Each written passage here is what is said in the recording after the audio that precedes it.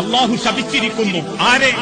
ചുണ്ടിൽ ചായം തേക്കുന്നവളെയും ചായം തേക്കാൻ ഇരുന്നു കൊടുക്കുന്നവളെയും, കണ്ണിന്റെ പിരികം വടിക്കുന്നവളെയും പിരികം വടിക്കാൻ ഇരുന്നു കൊടുക്കുന്നവളെയും ലഅനത്തുല്ലാഹ് അള്ളാഹു ശപിച്ചിരിക്കുന്നു.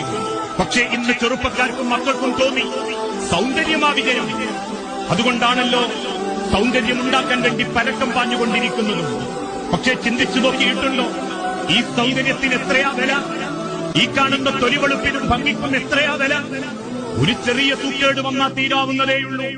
കൈയിന്റെ വലത്തെ ഇടത്തെ കൈയിന്റെ ഉള്ളിൽ കുത്തിപ്പറയുന്ന വേദനയുമായി ആശുപത്രിയിൽ ചെന്ന പെണ്ണ് 4-ാമത്തെ മാസം ശുഷ്കിച്ച എല്ലും തോലുമായി മോർച്ചറിയിൽ കിടക്കുന്നുണ്ടെങ്കിൽ സൗന്ദര്യം ഈ ലോകത്തൊരാൾക്കും ഏറ്റവും വലിയ സമാധാനം നൽകിയിട്ടില്ല.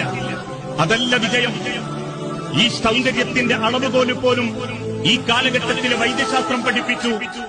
ഈ ജീവനുള്ള കാലത്തെ സൗന്ദര്യത്തിനും വിലയുള്ളൂ. ഈ സൗന്ദര്യം തേച്ചുമിരിക്കുന്നതൊക്കെ നശിച്ചുകൊണ്ടിരിക്കുകയാണ്.